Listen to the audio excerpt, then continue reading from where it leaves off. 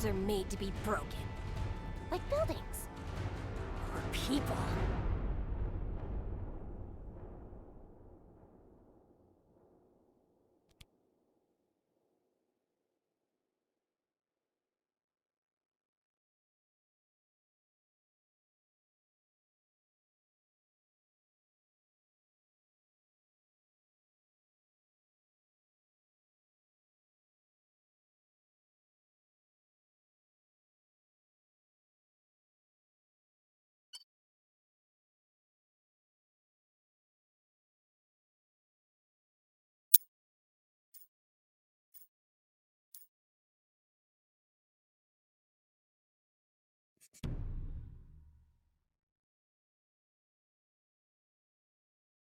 What's up guys, Lifting here. About a week ago, the 1.3.0 skill tree or preliminary skill tree was released for us to take a look at. And based on the feedback that GGG has received and their own plans, they have now released a newer version of this skill tree, version 2. And in this skill tree we are seeing some pretty cool changes. We're seeing some buffs, we're seeing a few nerfs to certain skill nodes and notables. And in this video, we're going to go over these changes. Now, the changes we're going to talk about in this video are based on what I've been able to locate and observe myself, but I also need to give a huge shout out to Onitel from the Reddit Path of Exile community. This guy has compiled a long list of the changes, and I'm going to link to the thread below in the description if you guys just want to check out the thread. So thank you very much for that, Onitel. Alright guys, so let's get into it and let me quickly show you what we are dealing with here. This is the old version 1.3 version 1 skill tree. And this is the 1.3 new version, version 2. And what we're going to do is that we're going to compare these skill trees side by side. I'm not going to go into too much detail about the changes. We're going to talk a little about them, but the intention of the video is to simply showcase the differences. So first of all, take a look at these armor, evasion and life nodes. 6 increased evasion rating and armor, along with 3% increased maximum life. And that goes for all of these 3. If you compare this to the new skill tree, you will see that instead of 3% increased maximum life, we now have 4% increased maximum life in all of these. So a total of 3% extra life if you're picking up all of these skill nodes. Additionally, we're seeing that mana flows has received a buff, a small buff, but still a buff. Instead of providing 10 plus to intelligence, it now provides 20 plus to intelligence. Alright, so next we're seeing that the duelist projectile attacks have been buffed a little as well.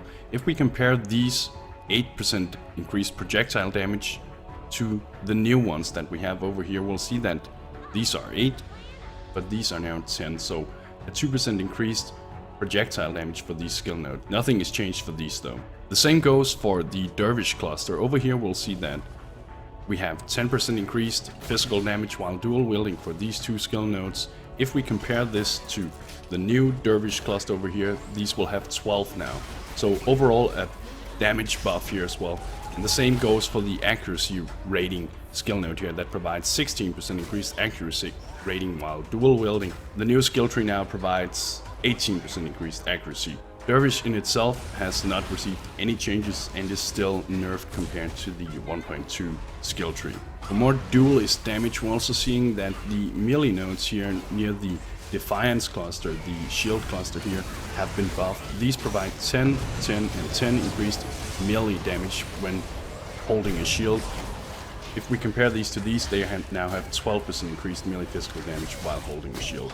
Now, if we move a little to the side here, let's do this in the skill tree as well, we'll see that the Executioner notable has received a pretty sweet buff.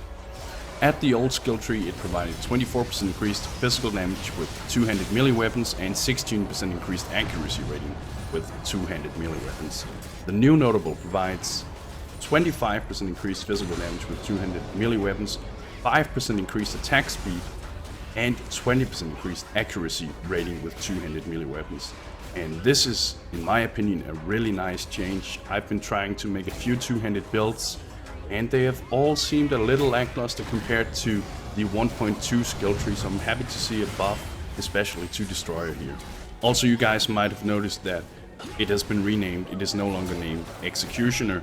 It is now called Destroyer. Executioner is down here in the bottom of the skill tree. But that's not all. The skill nodes around Destroyer has received a 2% increased damage buff as well. They now provide 12, 12, 12, and before they provided 10, 10, 10. So, very nice. And now if we scroll down a little here to the Revelry cluster, we'll see that this cluster before had 5 plus 2 mana gained on kill for these 2 skill nodes, and 2 mana gained on each hit by attacks, and 10 mana gained on kill. This cluster has received a pretty sweet buff. It now provides 4% increased maximum mana for these 2 skill nodes, and 8% increased maximum mana from the Revelry notable. So a total of 16% increased mana when you pick up these skill nodes. Very nice. I definitely feel like that is going to make the skill cluster much more appealing. Now that we are down here, we're seeing that the armor and evasion skill nodes here have been buffed by 4% for each skill node. Before they provided 8% increased evasion rating and armor, now they provide 12% increased evasion and armor. The notable cloth and chain along with the elemental resistance nodes remain unchanged. Oh, and also before I forget it, let's take a look at Bravery. Bravery before provided 20% increased evasion rating and armor and 10% increased maximum life. It now provides 24% increased evasion rating and armor, but only 8% increased maximum life. So basically what GGG want here is to provide you with more damage mitigation, and you're going to make up for the lesser amount of life by picking up these now buffed skill nodes up here. And now if we move down towards the bottom of the duelist tree again and take a look at aim by dexterity and the skill nodes leading up to this. Before the change, these 2 skill nodes had 8% increased physical damage when dual wielding and 3% increased attack speed while dual wielding.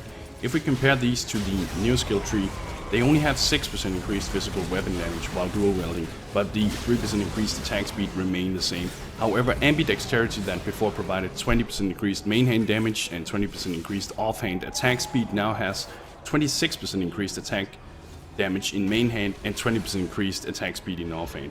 So the change is that they have basically removed the damage from these 2 skill nodes here and added it to the notable.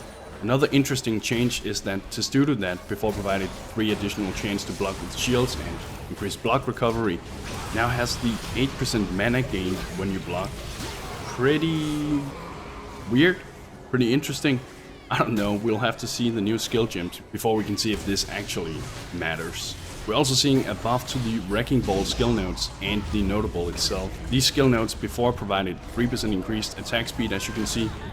They now provide 4% increased attack speed, and the notable provided 15% increased physical damage and 10% increased attack speed with 2-handed melee weapons. With the new notable, we're seeing 20% increased physical damage with 2-handed melee weapons and 10% increased attack speed with 2-handed melee weapons. So overall, very nice. As I said, 2-handed melee weapons could definitely use a buff in my opinion. Besides that, we're also seeing that the rendering strikes notable, the axe notable here, before had 28% increased physical damage and 4% increased attack speed. It has now been changed, so it now have 26% increased physical damage with axes and 6% increased attack speed. So basically it had 2% damage reduction but 2% increased attack speed. A minor but noticeable difference when you're using axes. And now to something pretty interesting. Now can you see this, guys? There's something lagging here. Oh yes, there is. And it is the new Soul and Steel armor and physical damage reduction cluster. Basically, as you can see, it wasn't here before. We're now getting this new cluster, and the interesting about this cluster is not the increased armor skill nodes, but the Soul and Steel notable that, well, gives us a nice 30% increased armor, 4% to all elemental resistances, but the unique property here is the 4% additional physical damage reduction. So basically this works like if you were having an endurance charge permanently up, and it is a flat additional physical damage reduction, so this could actually prove pretty powerful.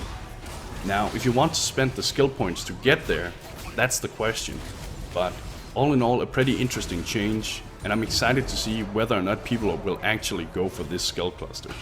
And now the next thing you might notice is that the Bloodless cluster here has received an additional life skill node. And while that may not sound too interesting, it actually makes a pretty big difference, since you now easily have an additional 5% increased maximum life available to you if you're going down in this direction anyway. So a pretty nice change in my opinion. And now for another pretty interesting change.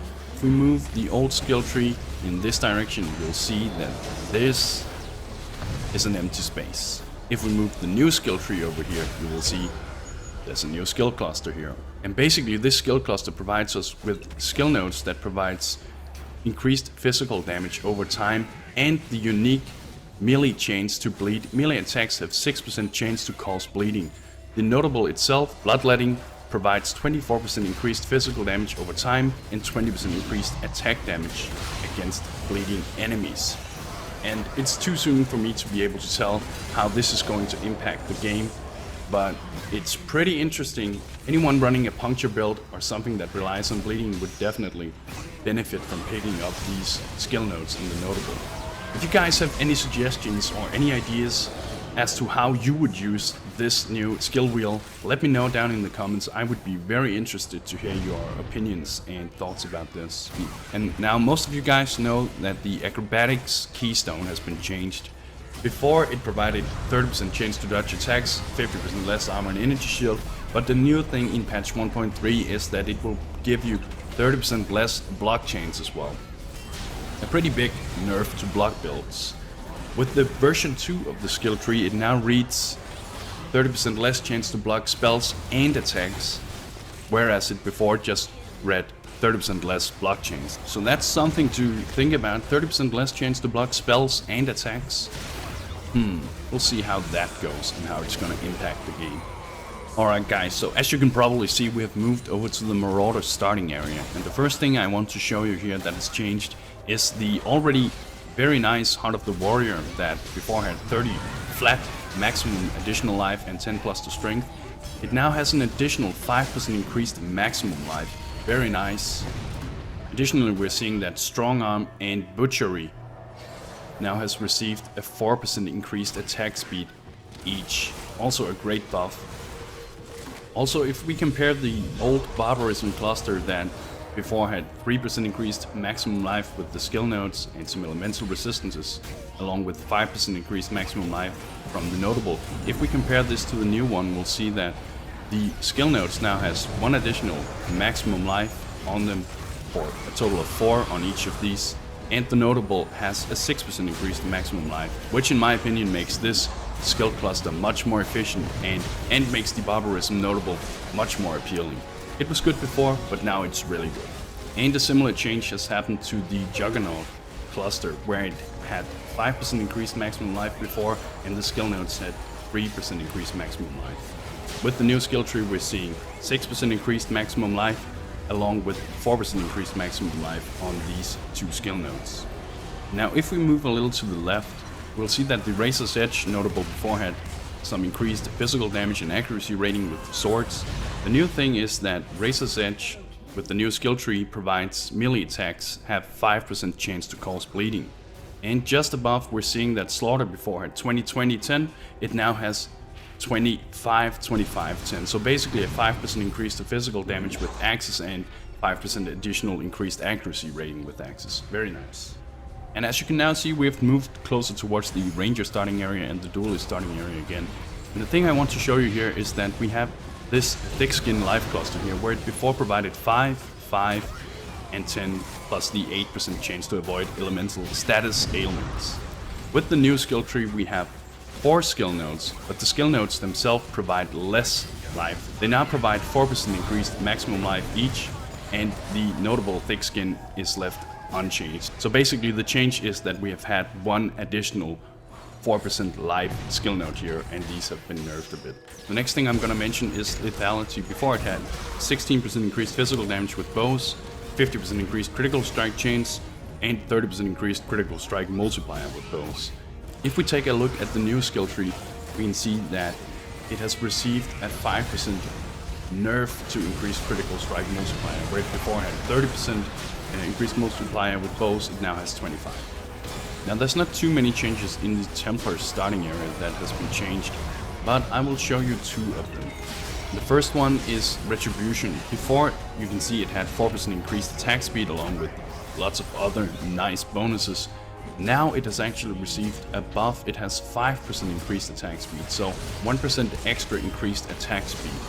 The next thing is that they changed Galvanic Hammer. The notable in itself has received 20% increased accuracy rating with maces before it had 15% increased accuracy rating with maces.